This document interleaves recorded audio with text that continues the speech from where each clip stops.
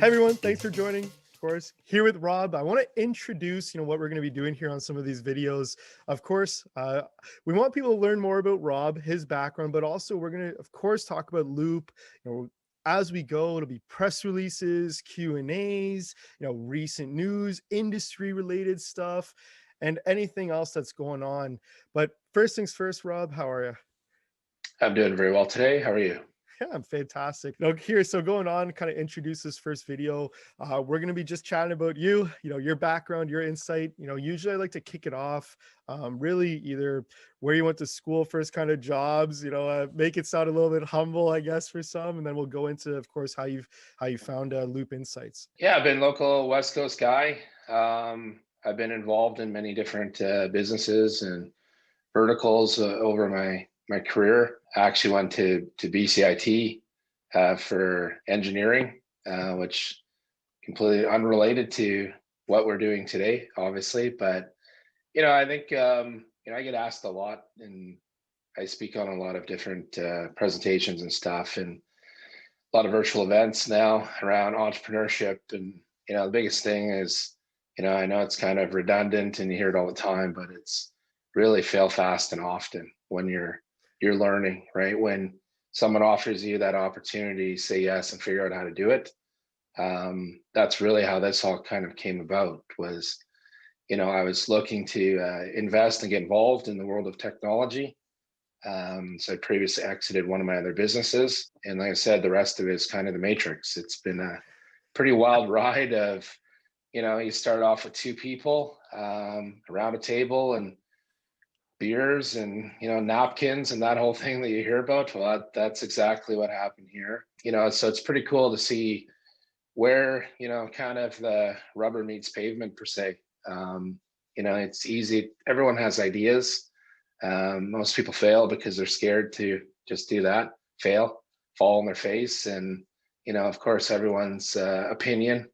No one wants to be imperfect nowadays, as they're seen on social media and now obviously on new levels on billboards and platforms like you guys are, putting together here. So Yeah. I think it really takes a lot of, inner strength and fortitude to be successful for sure. You're always kind of questioning yourself. We're on the early days on the verge of, bankruptcy and what are we going to do? And, private and then transition to public is great learning experience. Obviously it takes a considerable amount of time to be successful. And I think the biggest thing, Jason, is really you got to have the blinders on. I'm very straightforward, as you know, and my approach and vision of the company. And I don't get derailed. I don't get swayed on, people yelling and screaming at me because they want this or that. And, we're focused on an execution roadmap here to exit. Very clear. And like I said, we've done a great job, my team, building the foundation. And for us this year, like I said, it's all about execution and continued growth and scale, as you saw in our news release today. This involves no hardware. Our Phobie device is not related to this whatsoever. We've taken a company that's transitioned from 100% physical retail to 100% e-commerce now. So, the data sets that we'll get to play with here and develop and design all of the AI applications for this, sets us up extremely well, especially for our Shopify integration and our rollouts that we have underway now. Yeah.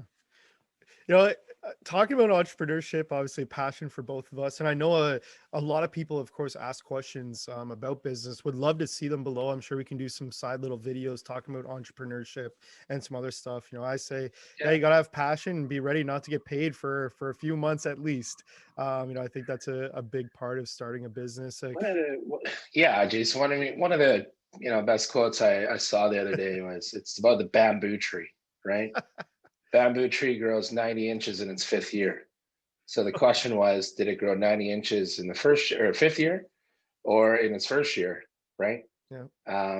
It's the nothing is easy. Nothing is an overnight success. And, I'm never content where we are. And, Yeah. you know.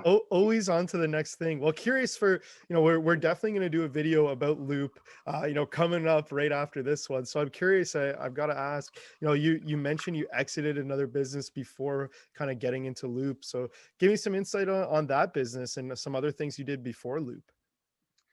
Yeah, a lot of it for me was, I sort of always found holes and gaps in the marketplace, and part of our couple other products that I'm still under an NDA with that as to the exit around it. But I built a whole network that supply chain for Walmart and Ace Hardware and True Value, Costco, King Tire, Walmart.com.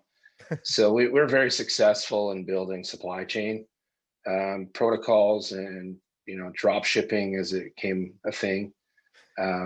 So yeah, I have a very very robust background and a lot of scars and pain from the world of overseas, and supply chain is something that is very obviously important today, and especially now with buy online, pick up in store, and a lot of these problems that we're solving, it's kind of almost coming back 180 again to some of these challenges that we used to build. But yeah.